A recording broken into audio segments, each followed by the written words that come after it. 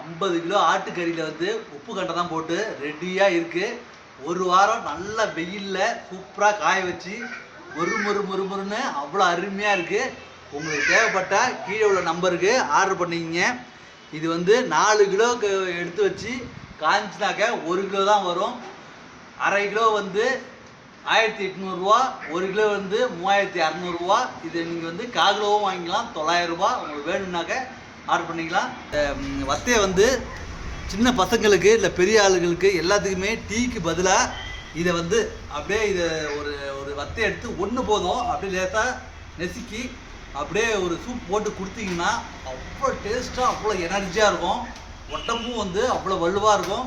தேவைப்படுறவங்க ஆர்டர் பண்ணிக்கிங்க.